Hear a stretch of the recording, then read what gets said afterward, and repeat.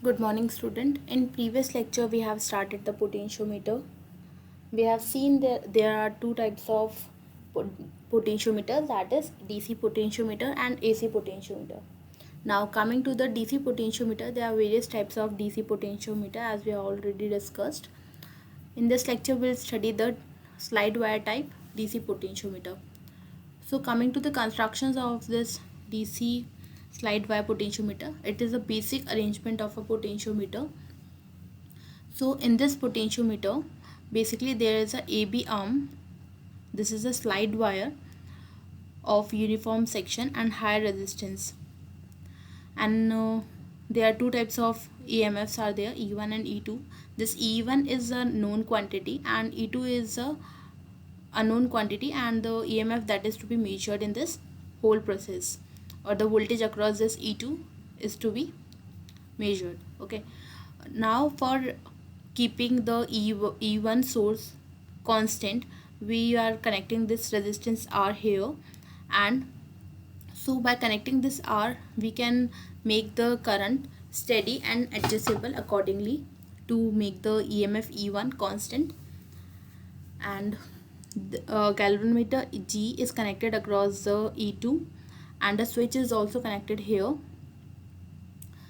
Now the EMF E2 is where voltage is to be measured, is connected in parallel with this slide wire.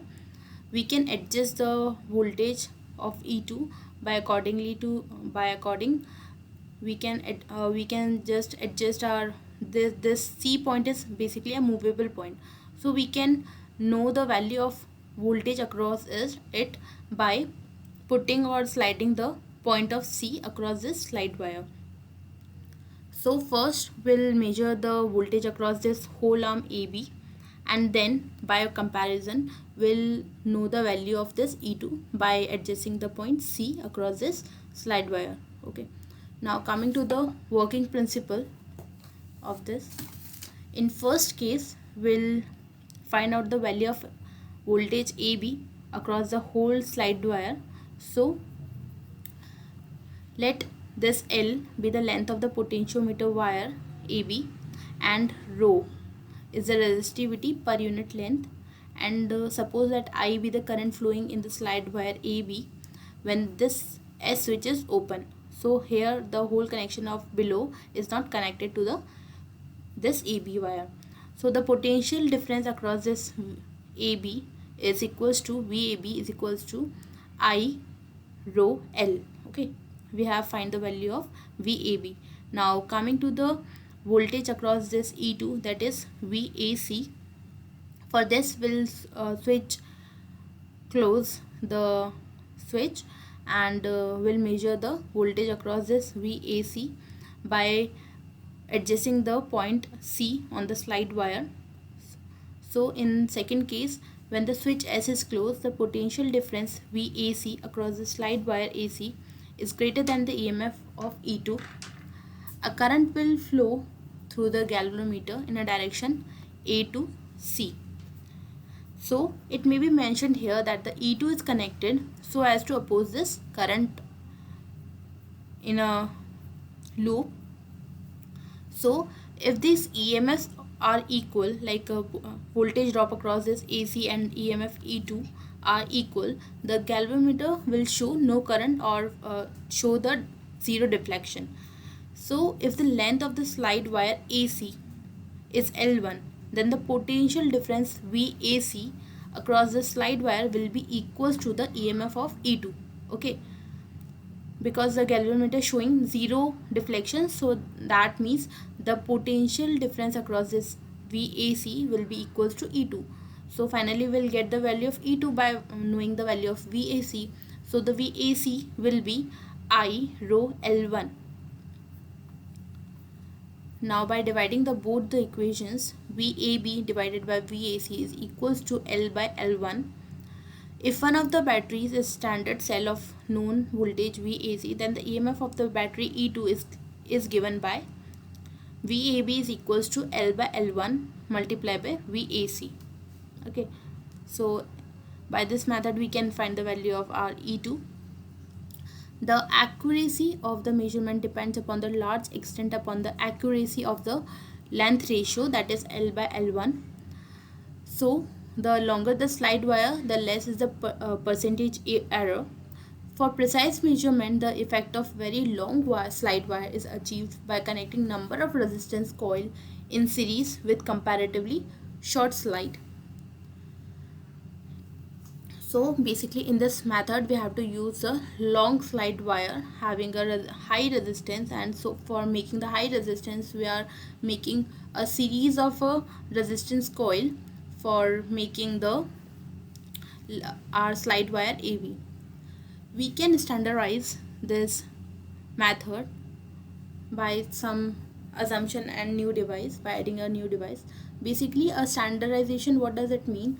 The process of adjusting the working current so as to match the voltage drop across the portion of a slide wire against the standard reference source is known as standardization of potentiometer.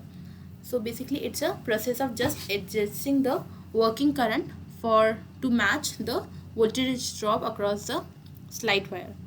So for standardization makes above slide wire potentiometer directly readable, and the EMF or the voltage of the battery may be measured without any computation. We can directly find out the value of our EMF. To standardize and to make the slide wire easier to read, the battery of E2, this one in the galvanometer, is replaced by the standard cell ES here. Usually the value of this ES is a Western cell having the EMF of 1.0183 volt by the means of double through SD switch. The slide wire contact C is now set at a length to read exactly the value of EMF, that is equals to 1.0183. So the value of length L1 will also be equal to the our standard cell battery value. So this is to make the calculation easier, because the upper part and lower part of the formula we derived in above case will get cancelled out. So the mark on a linear scale mounted beside the slide wire will be here.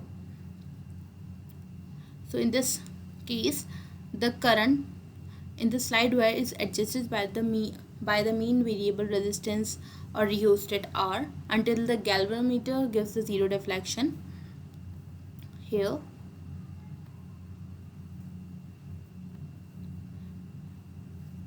Now without changing the slide wire, the standard ES is replaced by E2 for a known EMF by the means of switch SD here. This is our unknown value E2. The potentiometer is balanced by adjusting the position of a slide contact C. The EMF E2 may be read directly by the scale under the balance condition. Okay, if length is the of this if the value of this L1 in this length will be given by Vs by VAC is equals to 1.0183 divided by L1, because we have set the value of this L here. So if we are putting the value of Vs also, that is Vs is equals to EMF of the Western cell, that is equals to 1.0183 volt, or VAC can be turned out to be L1, the length and the value of this voltage, this gets cancelled out, and our directly VAC will directly be equals to the L1. So the voltage at any point along the slide wire potential slide wire is directly proportional to the length of the slide wire. So we are not having any kind of calculation here. Exactly the value of the length of the slide wire will give us the voltage of at any point, and the reading on the scale gives the magnitude of the cell, that is EMF. So here we have seen the whole procedure of slide wire potentiometer. In next lecture we'll study the Crompton potentiometer as a part of DC potentiometer. For now I'm ending this lecture. For any query you can write me. The lecture notes will be provided on college website as well as on our Google Classroom. Till then, continue your lecture. Stay healthy, stay safe.